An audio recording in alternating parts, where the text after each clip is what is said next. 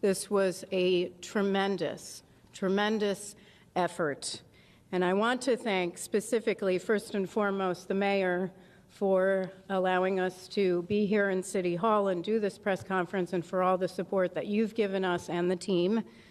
I also want to thank the Jersey City Office of Emergency Management, the Jersey City Police Department, Jersey City Fire, Jersey City EMS, Port Authority of New York and New Jersey Police Department, the New Jersey Park Police, the New Jersey Transit Police Department, Hudson County Office of Emergency Management, the NYPD Special Operations, FDNY Special Operations, New York City Office of Emergency Management, the United States Coast Guard, the Army Corps of Engineers, and so many others that we will continue to mention in our follow-up press briefings. Now, I want to set expectations for this press conference. This crash occurred yesterday at about 3:15 p.m., so we're not even 24 hours later. Rightfully, the focus yesterday was on, first and foremost, victim recovery, and then wreckage recovery. Our investigators, the NTSB, we stay out of the way when victim recovery efforts are in process. That is first and foremost, most important. Our investigation can always wait. Once that was done, we had Luke Sciatta, who is our chief of our Eastern region, who lives right here in New York, on scene as part of the wreckage recovery operations. And those two were the focus for yesterday. The rest of the team began to arrive late last night, including me, and early this morning. So that means this is the first full day of our investigation. And as you can see, our investigators are out doing some of the work that I'm about to talk about in just a second. But as far as information sharing today, I am not going to share a lot of investigative information. We have a lot of information, but we do not speculate. We need to confirm information. That is a process that takes time. So I will say, I understand that you have a lot of questions, and we will attempt to answer them over the coming days. A little bit about our team and our process. We have 17 people who are here on scene. That includes 10 investigators. They are supported by a minimum of 10 experts back in our headquarters in Washington, D.C. The on-scene specialists, they are experts, and they have the following specialties. Operations, they'll focus on the helicopter operator. They'll look at the owner of the helicopter itself, and they will look at pilot qualifications and other information. We have experts on helicopter airworthiness, on structures, and on systems. We also have our evidence management team here, as well as our transportation disaster assistance team, which is responsible for working with the family to get them the assistance they need throughout the course of the investigation, not just here on scene, but in the coming days, weeks, and months throughout the investigation to the issuance of our final report, and sometimes for months and years beyond. The wreckage exam began this morning. Our team, I was there, our team began pulling components and the engine off the wreckage and other components that they would like to more closely examine. Most of their focus was to turn it upright and move the helicopter or the wreckage inside so that they can begin to do a more comprehensive examination and get to the other side of the wreckage that was against the pavement. We also are aware that there are dive teams. The New York Police Department is still diving for components and pieces of the helicopter that we are still looking to recover. Those include the main rotor, the main transmission, the roof structure, and the tail structure, and we appreciate all of their hard work. And then we have a whole team that is collecting the standard information that we normally gather as part of any investigation, which includes pilot qualifications, logbooks, history of the helicopter, maintenance logs, and so forth. We do have the logbooks for the pilot. The pilot held a commercial pilot certificate with rotorcraft and instrument ratings. The pilot reported 450 hours of total flight experience on his most recent medical, which was issued on September 20th, 2024. As of March 29th, 2025, the pilot accumulated about 788 hours of total flight time. We still need to calculate flight time in that Bell helicopter, and I'll have more information on that hopefully tomorrow, because he previously was flying a Robinson 44. Now, what we are hoping is that we are able to get the public to send us any photos or video you may have, or if you want to contact us because you believe that you have information that could be pertinent to our investigation, please reach out to us, provide that information to us. We will get in contact with you at the following email address: witness@ntsb.gov. That's witness@ntsb.gov. Now, I will take some questions. Again, a reminder, I know there will be questions for very detailed investigative information. I am happy to talk about the team, their qualifications, the process. I am not going to speculate on investigative information. We are very factual, and we will provide that in due course. So I will call on you. Please state your name, your affiliation for me. Sure. It's Matthew Chase of Newsday. To the extent you're able to share this, is there a preliminary cause? I realize you gave that early talk. Is there a cause preliminarily that you can share with us? The question is there a preliminary cause? We do not have a preliminary cause. That takes time. As I stated, our team focused on helicopter airworthiness and structures and systems is at the facility with the wreckage, doing the wreckage exam. That takes time. Of course, it takes time to also gather information, records that we need to comb through, so we do not have that at this time. And just to mention, as regarding cause, we will not speculate on cause ever, but we will not be determining any sort of preliminary or probable cause at the scene of an accident. We don't do that. What we are doing here is gathering the perishable evidence, the evidence that we need to gather for our investigation. When it comes to maintenance logbooks and other materials, we can look at those materials later on. What we need to do is look at the wreckage now. We need to focus on finding some of the additional components and structures that we're looking for, conduct witness interviews, and gather the records that we need. We can review the records later, so that probable cause will not occur for quite some time. Yes, ma'am, and then we'll go here.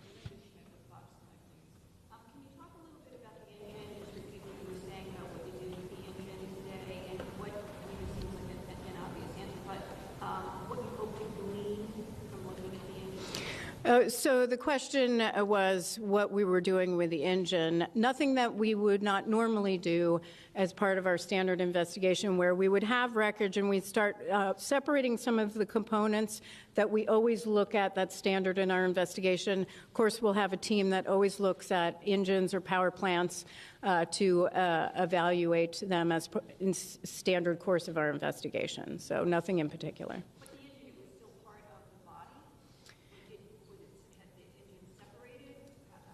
It was in the wreckage, and so we separated it from the helicopter so we could take a closer look at it in a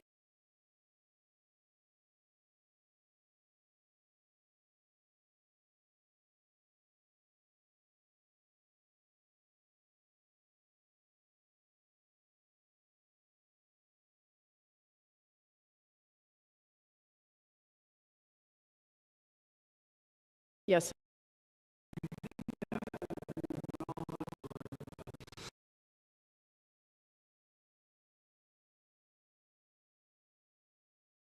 What will a part of this investigation tell us about cost and what we be looking at to the safety history as part for this particular helicopter company? First of all, we always look at safety history. That's a standard part of all of our investigations, so we'll collect that, not just from the Federal Aviation Administration, that is a party to every single one of our investigations, but we'll also ask those questions in interviews and get other information that will help us get a very broad view and detailed information about the safety history of this particular operator and also the owner of the helicopter itself.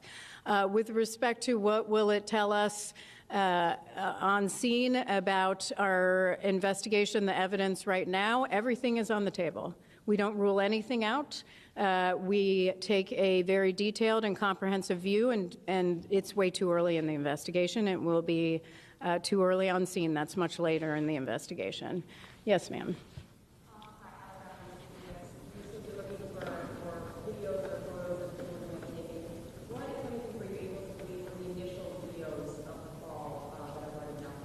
The question is, what have we been able to glean from the videos that are already circulating on social media? Those are very helpful for our investigators, certainly, but a lot of those videos are from a very far distance, and so we'll have to look at those a little bit further back at headquarters, but we're hoping to get some additional videos that provide us information. We don't know what people have recorded or taken pictures of that could be helpful in an investigation. We have found in past investigations, and I'm just thinking of one that I went to in Ketchikan, Alaska, a mid-air collision where photos from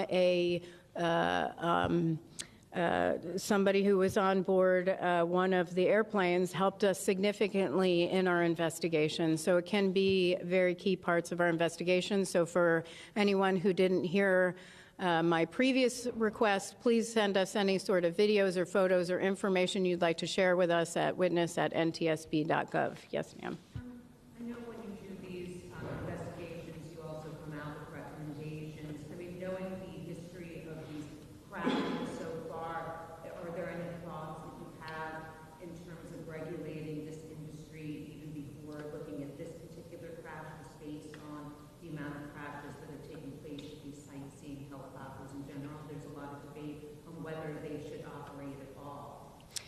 So the question is, do we have any sort of concerns or have we issued any sort of safety recommendations in the past about these type of air tour operations?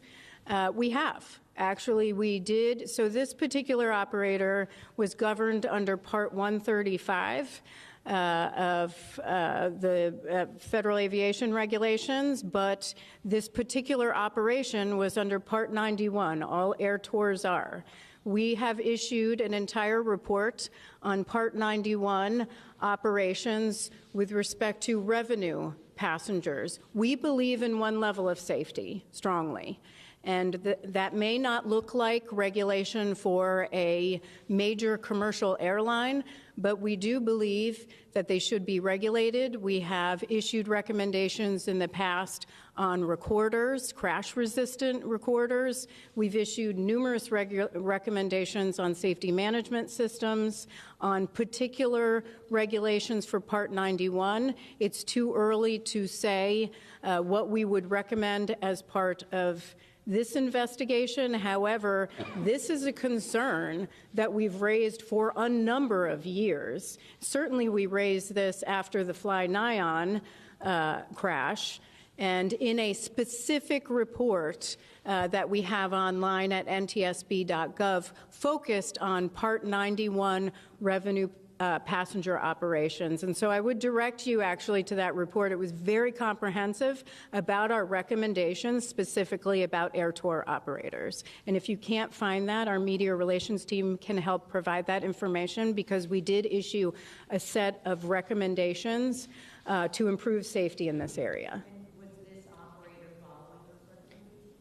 That will be part of the question is, was this operator complying with those recommendations? Those are recommendations, not regulations, but we would have to look at that, and that will be standard in this investigation. So thank you very much, sir. And then I'm going to go over here.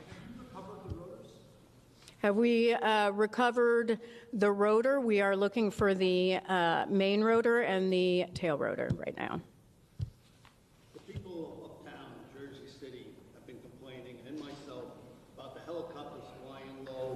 Between these buildings up here, these 60, 70-story buildings. And we've asked, what is the FAA up in Connecticut, to get them the heck out of here and let them fly down the Hudson River. I'm telling you right now, if something isn't done, there's going to be a disaster where they're going to crash into one of these buildings or crash into the neighborhoods up there. They're annoying, and they're bothering. People have been asking and asking and asking, and nothing has been done. Thank you. There was a comment about, thank you, sir. There was a comment about the concern about these helicopter operations, and thank you very, very much for sharing that. Appreciate it. Yes. I understand this is just the beginning of the investigation, but everybody's seeing these videos, and people are wondering how can it be possible that a rotor can break apart in midair in that way, and then at the same time the helicopter, to the point that then it's inverted. I mean, was speed a factor? What would provoke such tragedy? The question is, what would result? How did this essentially? How did this tragedy happen, where a helicopter would break apart in the air? I understand that is a significant concern and a question on everyone's mind. It is going to take time. We need to do a very thorough examination of the wreckage to determine what occurred first and how that occurred. Once we have that, we'll be able to release that to the public. Two more questions? Yes. Sure.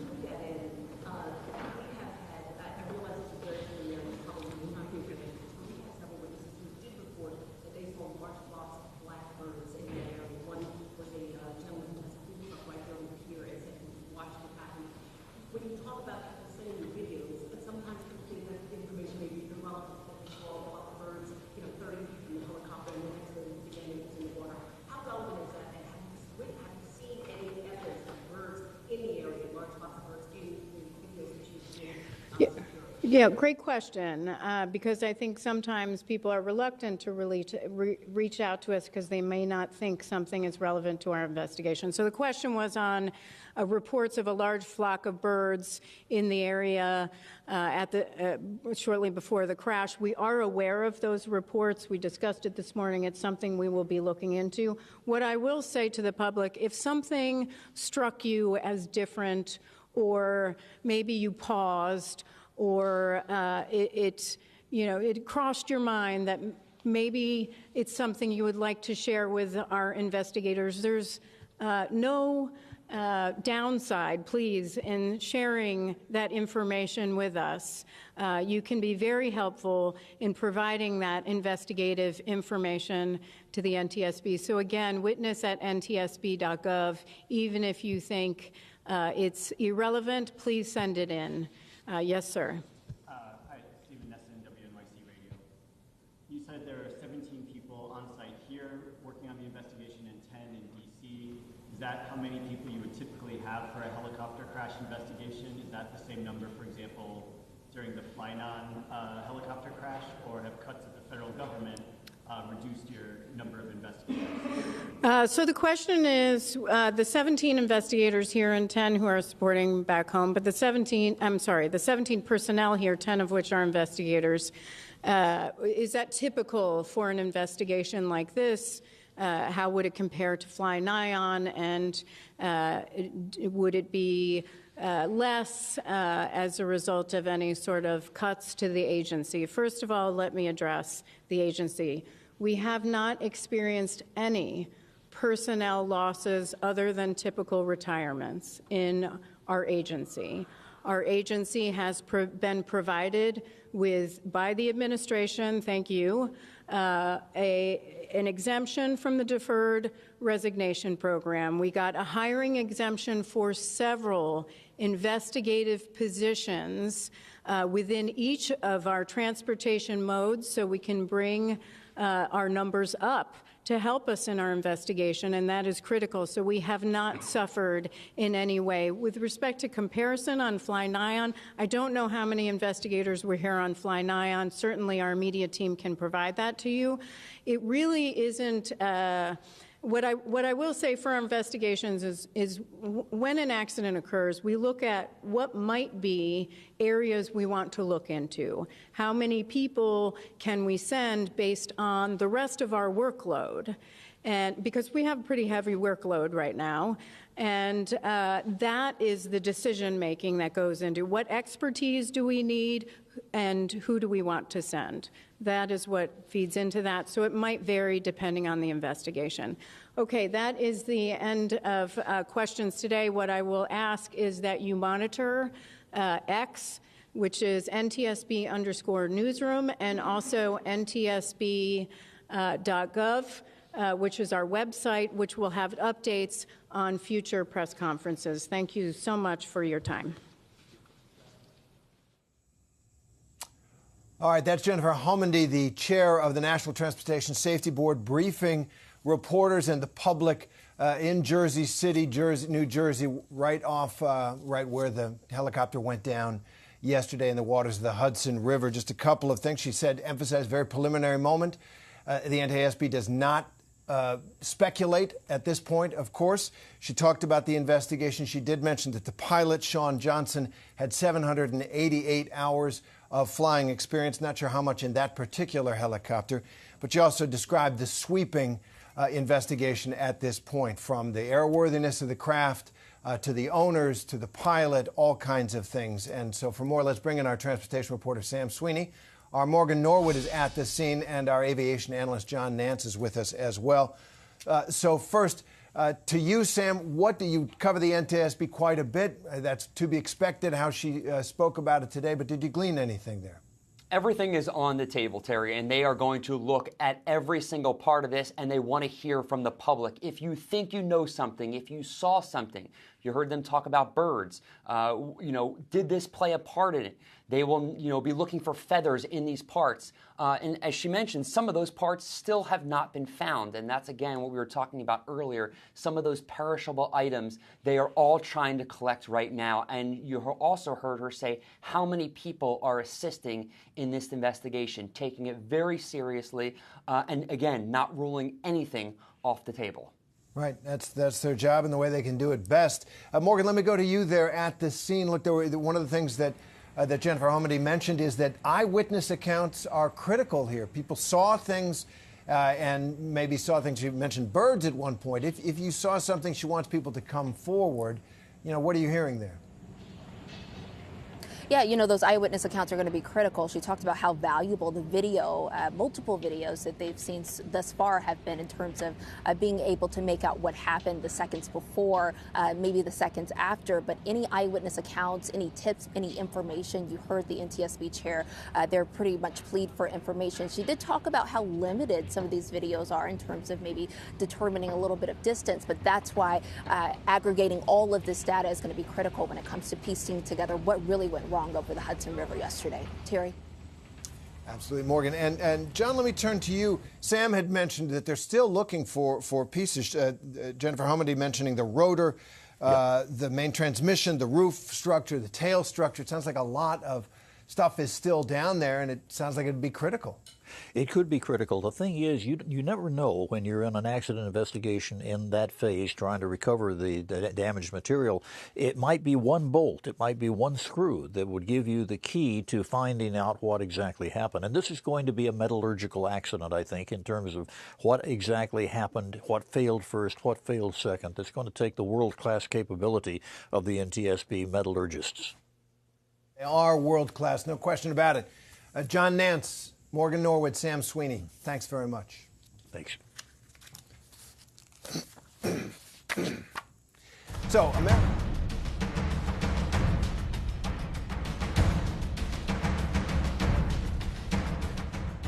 America's trade war with China continues to escalate today. China's now set to hike tariffs on U.S. goods to 125% starting tomorrow. That's after President Trump announced 145% tariffs on China. All this comes as Chinese President Xi Jinping works to shore up alliances and relations with the European Union. Today, Xi Jinping welcomed the Spanish Prime Minister to Beijing, where he warned that Trump's approach will isolate the U.S. on the world stage. Here's what the White House press secretary had to say to that a little while ago. If China continues to retaliate, it's not good for China. The United States of America is the strongest, best economy in the world, as evidenced by the more than 75 countries who have called the administration immediately to cut good deals. So the president wants to do what's right for the American people. He wants to see fair trade practices around the globe, and that's his intention and his goal. All right, let's go to our senior White House correspondent, Selena Wang, and Jacqueline Lee is with us as well. Selena, China's finance ministry is out there saying, quote, the U.S. will go down as a joke in the history of world economics if Trump keeps piling on these tariffs. What does the White House say to that? Well, right now, White House officials are telling us that they're